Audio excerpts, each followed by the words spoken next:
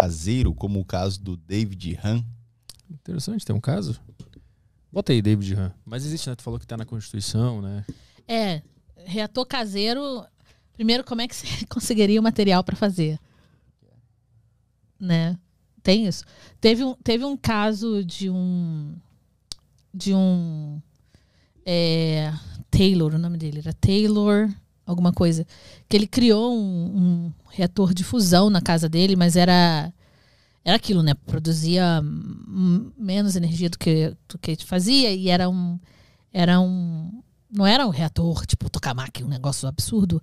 Ele fez alguma coisa, mas ele conseguiu, americano, ele conseguiu acesso a elementos radioativos, sabe? Então, eu espero, honestamente, para a pessoa que perguntou, que a gente tenha, que você não consiga acesso a elementos radioativos. Abre essa primeira notícia aí pra gente ver. Será que não é desse cara aí? A triste história do adolescente que criou um reator nuclear no quintal. Ele desmontou aparelhos para conseguir material. Ah, tá. David Hahn tinha obsessão com química desde os 10 anos e desmontava aparelhos para conseguir material radioativo. O que aconteceu com ele? Tem aí?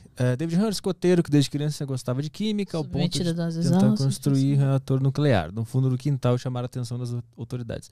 Tudo isso antes de ser maior de idade. Durante a construção, ele provavelmente foi submetido a doses altas de radiação, o que prejudicou sua saúde. Mas a história passa para a próxima fotinha. Puta, bonitinho. Ah, tá. História dele e tal. Aos 10 anos você vai indo. Quero ver a cena final aqui. Gênesis, segunda a sexta. Acabou? Tá aí. Um ano depois, ele foi fazendo os testes, tal, foi comprando as paradinhas. Aos 16 apareceu em acampamento, tá, com a cara laranja. Aqui começa interessante. Aos 16 anos apareceu no acampamento com a cara laranja. Acharam que era excesso de sol, mas era uma overdose de Cantachantina. Não sei o que é isso. E aí? Fecharam anúncio. Gênesis. Quando questionado que história era aquela, David disse que se tratava de um experimento. Tá? Ele falou que era bronzeamento químico.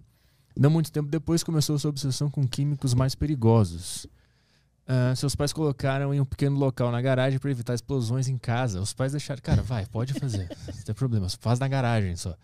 Por esta época ele causou uma grande explosão que queimou seus braços por causa do fósforo isolado em uma garrafa. Caralho. Após essa explosão ele foi para um outro local no jardim da casa. O cara não desistia. Na casa da sua mãe materna, foi ali que ele começou a criar um reator nuclear. Podcast que informa. Parte da escalada da periculosidade dos projetos David envolve negligência de seus pais, que acharam que ele não poderia se envolver com nada muito perigoso. O cara só explodiu 7 apartamentos. Mesmo com as explosões cada vez maiores e audíveis no local. Caralho, que interessante essa história. Aí boa parte do material radioativo ele coletou de objetos comuns, como lanternas de acampamento, aquecedores, detectores de fumaça. O que é isso aí? Até os ponteiros de relógios luminosos cheios de trítio. É verdade mesmo. Como é que acaba isso aqui? Eu tô... Aí ele começa a criar o reator. Tem informação interessante. Ele chegou a alguma capacidade que era proibida ali pelos países na foto anterior. Essa capacidade é perseguida por países que buscam criar uma bomba atômica. Então ele chegou em algum número lá que era o que os países queriam para criar uma bomba atômica, é isso? Vai indo. O reator nunca chegou a fazer isso, mas começou a emitir mais radiação do que deveria, o que colocou em risco até a vida de David. A galera foi lá ver. A polícia descobriu a presença do material e chamou agentes federais para lidar com o problema. O qual foi isolado e limpo. Isso foi em 95. Anteriormente, a própria mãe de David jogou um monte de material radioativo no lixo. Comum. Caralho. E o último capítulo. Cara, lê um negócio se apoiando e dá um... crossfit. Após o incidente, o escândalo, David alistou na marinha e serviu primeiro em um navio. Ele foi diagnosticado com paranoico esquizofrênico, mas não foi considerado uma ameaça. David morreu ali, ó. Ele viveu bastante. Em 2016, por envenenamento por álcool. O cara fez tudo isso e morreu por causa de cerveja. Então, uma das coisas, assim, que a gente... Primeiro é que, em teoria, eu espero que a pessoa não tenha acesso a compra de material radioativo dessa forma. Alguns elementos, como detector de fumaça, realmente tem elementos radioativos e tal, em pequenas quantidades. E não é perigoso nem nada. Outra coisa é que você tentando na sua casa, você não tem não tem nem o conhecimento todo, nem o aparato de segurança, nem a metodologia, nem essas coisas. Você coloca você em risco tentando fazer esse tipo de coisa. Então, eu aconselharia essa pessoa que fez a pergunta, por favor, não tente construir um reator nuclear. Viu, Vini? Não faz aí. Não faz, por favor. Usa até porque Enel mesmo.